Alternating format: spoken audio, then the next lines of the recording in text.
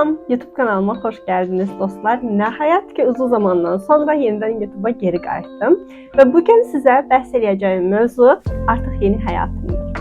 Və bugündən sonra paylaşacağım bütün mövzular yeni həyatım və yeni macəralarımla dolu olacaq. Eyni zamanda yenə sizlər üçün faydalı olan və həmçinin biraz da əyləncəli, biraz səyahət mövzularını da paylaşmağı unutmayacağım. Bu sözüm yerində. Bugünkü mövzum İstanbula köçmüşəm, yeni həyata başlamışam, tələbəyəm artıq yenidən və İstanbulda yaşamağın müxtəlif çətinlikləri var. Bu çətinliklər hansılardır? Biraz qısaca və ümumi sizə giriş videosu kimi bundan bəhs edəcəm. Çünki detallarla bağlı ayrı videolar olacaq. Əvvəla İstanbula nə vaxt köçdüm, niyə köçdüm, necə köçdüm? İstanbula 4 oktyabr 2024-cü ildə köçmüşəm. Yəni daha təzədir, yəni il bitməyə az qalmış köçdüm. Köçməyimin səbəbi də İstanbul Universitetində insan resurslarının idarə edilməsi ixtisası üzrə magistr dərəcəsinə qəbul aldım və oxumağa gəldim. Təbii ki, oxumağa gəlmək əsas prioritetlərdən biri olsa da, hədəfim və niyyətim İstanbulda yaşamaq və bura köçmək olduğu üçün həm də bir vasitə şəklində oldu. Və işdən çıxdım, Azərbaycandakı bütün həyatımı ki, işdən çıxmağımla bağlı niyə işdən çıxdım, üstəlik mən 7 il idi dövlət sektorunda işləyirdim və kifayət qədər də ortalama maaşlara baxsaq, yaxşı bir maaşa işləyirdim. Oradan niyə çıxmağımla bağlı gələn həftə bir mövzu olacaq, yəni qurumsal işləri buraxmağımla bağlı mövzu olacaq. Amma bugün ümumiləşdirmə üzərindən geçsək, işdən çıxdım. Bir qərar verdim. Artıq Azərbaycanda qalmaq istəmədiyimə dair, artıq həmin yerdə işləmək istəmədiyimə dair və artıq heç nə üçün öz həyatımı fəda etmək istəmədiyimə dair.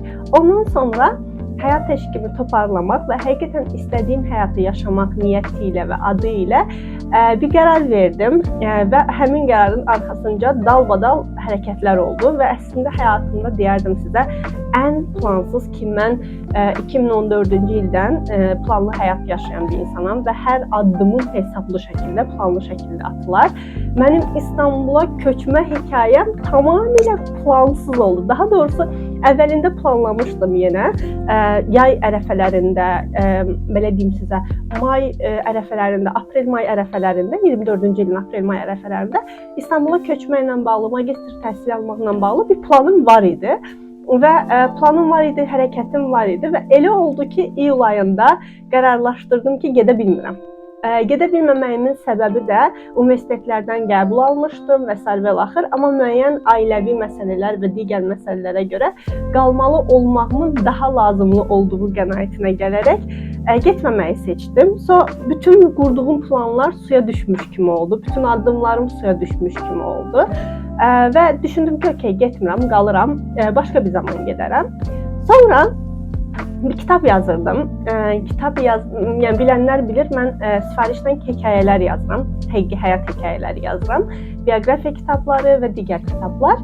Bir müştərim var idi, sevgi hekayəsi yoldaşına öz hekayələrini belə deyək, yazdırmaq üçün müraciət elədi və mən hər şey o kitabdan sonra oldu. Mən onların hekayəsini yazmaqla bağlı orada çox detallara girməyəcəm, çünki bu videonu dramatik bir şeyə çevirmək istəmirəm.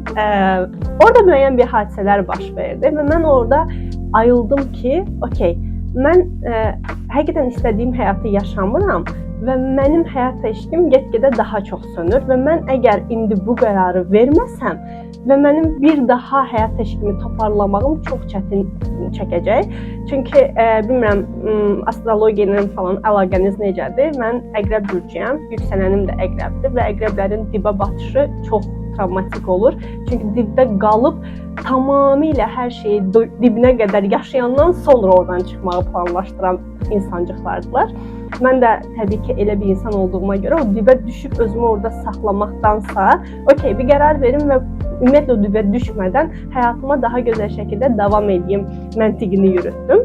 Və daha çox məntiq yürütməkdən də çox hissi olaraq hadisələr elə baş verdi ki, o kitabı yazma ərəfəm, onun üstünə bir anda qərar verdim və səyahətə getdim, Batumiyə getdim, oradan gəldim İstanbula və hər şey o qədər niyyətimə uyğun axdı və plansız, proqramsız axdı ki, mən sonra dedim, okey, mən getməliyəm və qərarlar verilmişdir, uzun-uzun plan proqrama da ehtiyac yoxdur. Ondan sonra qərar verdim, gəldim, bir ay içində işdən çıxdım, həyatımı toparladım, sevdiyim insanlarla sağollaşdım və 4 oktyabrda İstanbula köçdüm. İstanbul Universitetində təhsil həyatına artıq başlamış oldum. Yeni həyatım bu şəkildə başladı. İstanbulda ümumi desək, niyə İstanbul, Avropa yox? Belə deyim, Avropaya getmə imkanım əlbəttə ki var idi və hətta baxsaq, mən Avropanın bir çox şəhərlərində dostlarım var, üstəlik yaxın dostlarım var. Amma Avropa heç vaxt məni ilhamlandıran və səsləyən bir yer olmayıb. İstər Avropası, istər Amerikası, istər digər tərəflər, digər bölgələr, Asiya bölgələri həmişə mənim İstanbul eşqim olub və İstanbul eşqimin hardan gəldiyini də hal-hazırda bir kitab yazıram və yaxın gələcəkdə satışa çıxacaq. Həm Azərbaycanda, həm İstanbulda satışa çıxartmağı planlayıram. O kitabı oxuduğunuzda da başa düşəcəksiniz ki, niyə Avropa yox, İstanbul və xəyalımın arxasıca gəldim mən. Bir çoxlarının əksinə dostlar, mən də qaçmadım. Nədənsə qurtulmağa çalışmadım. Bilmirəm, hansısa bəhanələrə sığınmadım. Həqiqətən gecikdirdiyim xəyalımın arxasınca getdim sadəcə və ondan sonra mənim hekayəm tam olaraq başlamış oldu. Təbii ki, ona qədər, yəni 30'uma qədər Azərbaycanda da bir yaşadığım həyat var idi və mən bir şey manifestləmişdim əslində tam əvvəlcədən. Necə manifestləmişəmsə, həqiqətən niyyətlərə diqqət etmək lazımdır. Çünki mən həmişə deyirdim ki, 30 yaşında mənim həyatım dəyişəcək. Niyə belə bir cümlə qurasan da, düzdür, niyə imенно 30 yaşında full həyatın dəyişəcək deyəsən? Həqiqətən mənim 30 yaşında bütün həyatım dəyişdi. İşim dəyişdi, yaşadığım ölkə dəyişdi, işimi görmə şəklim dəyişdi, köçdüm, o qədər başıma hadisələr gəldi ki, sizə dediyim və demədiyim. 30 yaşında mənim həyatım dəyişdi, amma niyyətlərimə uyğun şəkildə dəyişdiyi üçün də çox şadam və çox şükürlüyəm. Belə, niyə Avropa yox, İstanbul olduğundan məncə açıqlama vermiş oldum. İstanbul xəyalını qurduğum, çox sevdiyim, burada ruhumun canlılıq tapdığı, həyat nəşəmin ortaya çıxdığı, həyat eşqimin daha da parladığı bir şəhərdir. Ona görə İstanbula gəldim. İstanbulda tələbə olmaqla bağlı, əslində İstanbul Universitetilə bağlı da ayrıca videolar çəkəcəm. Amma İstanbulun qısaca biraz da şeyindən bəhs edeyim və videonu sonlandıraq.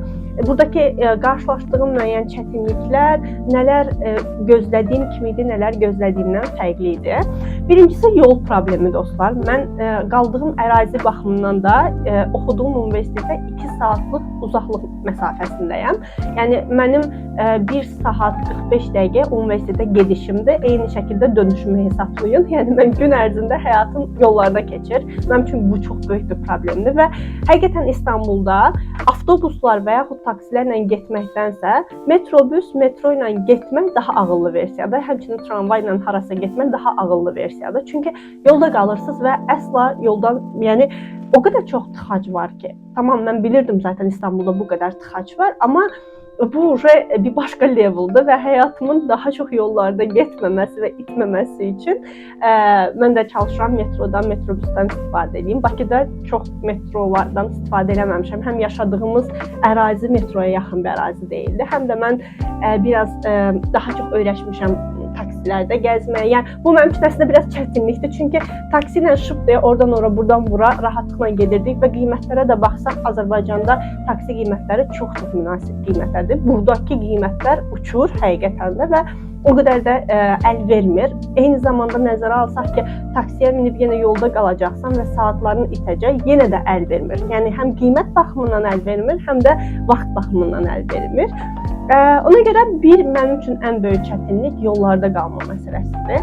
İkinci, İstanbulun baha olduğunu bilirdim. İqtisadi vəziyyətdən xəbərim var idi bura gələndə, amma hər ay artır. Həqiqətən hər ay bir zam gəlir nəyəsə, hər ay nələrdəsə dəyişiklik var, qiymətlərdə dəyişiklik var. Həqiqətən bunu hiss edirsən və zaman içində daha çox hiss edirsən. Qiymət baxımından da, yaşayış baxımından da çətinliyi var. Əgər ki, belə deyim, aylıq Azərbaycan manatı ilə bir 2000 manat qazanırsınızsa, burada yaşamaq istəyənlər üçün deyirəm, bir 2000 manat qazanırsınızsa rahat bir şəkildə yaşayarsınız, sıxıntınız olmaz. Və yaxud burada askeri ücrətlə yaşayan insanlar sıxışa yaşayar. Bir tık daha hardasa askeri ücretin biraz daha üstünde, bir 10.000 TL üstünde bir qiymət olsa, hardasa bir belə deyim, 35 minlər alsaz Türk puluyla, 35 minlərlə yenə normal yaşamaq olar gibi gəlir mənə. Tək başınasınızsa təbii ki, ailə sahibisinizsə, ailə saxlayırsınızsa bunu ümumiyyətlə qarışmıram. Bununla bağlı bir komment bildirməyəcəm. İkinci mənim üçün İstanbulla bağlı çətinlik bu idi. Bir başqa çətinliyi size bir şey diyeyim dostlar, İstanbul'da insanlar ve güvenlik baxımından çox şeyler eşidirdim ve her yerde mənfi rəylər eşidirdim ve mənə çoxu diqqətli ol, belə ol, elə ol deyə şərhlər gəlirdi. Mənim enerji alanımdandır bu. Türkləri də əslində yəni çox belə qorxulu insanlar kimi görməmək. Təbii ki, bu rasional şeyi qoyuram bir kənara. Çünki ən çox təcavüzlərin olduğu, qadın cinayətlərinin olduğu mərkəzlərdən biridir Türkiyə. Yəni bunun fərqindəyəm. Burada bir sıxıntı yoxdur. Amma enerji alanı baxımından mən niyəsə həmişə yaxşı insanlara rast gələcəyimi düşünmüşəm və mənim olacağım ortamlarda bu kimi hadisələrin çox da görünməyəcəyinə inanmışam və o inancın üzrə də irəliləyirəm çox qəribə bir şəkildə. Həyatımda, yəni burada qabağıma çıxan insanlar o qədər yaxşı insanlar çıxırlar və durduq yerdə elə yaxşılıqlar edirlər ki, yəni ən bəsiti bizim evdə bir itimiz var. İtlə çöldə gəzəndə Neva ilə gəzirik və hansısa bir teyzə yaxınlaşır, orada qəşəng bir söz deyir, hansısa bir amca ilə nəsə danışır. O qədər qəşəng və pozitiv bir abu-hava var ki, bilmirəm bu mənim enerjimə görə belədir, mən mi belə deyə pəmbə gözlüklərlə baxıram Türkiyəyə, İstanbula, yoxsa nədəndir bilmirəm, amma mən safety baxımından, təhlükəsizlik baxımından bir çətinlik yaşamamışam. İnşallah ki də heç vaxt yaşamaram deyə ümid edirəm. Təbii ki, saxtakar insanlar var. Bunları da hiss edirsiniz, baxanda görmək olur. O cür insanlardan özünü qoruduğum və məsafəli yanaşmağa davam elədiyim müddətcə məncə heç bir sıxıntı olmaz. Bir də paraleldə əgər ki təhlükəli yerlərdə gecənin bir yarısı və s. gəzmirsinizsə, lazımı vaxtda, lazımı yerdəsinizsə, atıram, yəni təbii ki gecə əylənməyə də çıxmaq olar, amma gedəcəyin yerin, olduğun mühitin də çox böyük əhəmiyyəti var. Bunların hamısına riayət edilirsə, məncə İstanbul qorxulacaq və narahat olunacaq bir şəhər deyil, mənim qənaətimcə. Belə yəni, İstanbulla bağlı bu videoda sizlərə paylaşmaq istədiklərim bunlardan ibarətdir. Niyə bu videonu qısa tutmaq istəyirəm? Həm giriş xarakterlidir, həm sizə ümumi bir məlumat verim, həm də digər detallarla bağlı ayrı-ayrı videolar paylaşacağım. Ümid edirəm ki, siz də zövq alaraq dinlədiniz, sizlər üçün nədəsə bir faydalı oldu. Şərhlərinizi aşağıda görməkdən çox məmnun olaram, onu da unutmayın. Ətraflı olaraq da məni izləmək üçün, hər şeydən xəbərdar olmaq üçün Instagram akkauntumu buralara bir yerə əlavə edəcəm. Oradan da izləməyi unutmayın. Sevgi ilə qalın.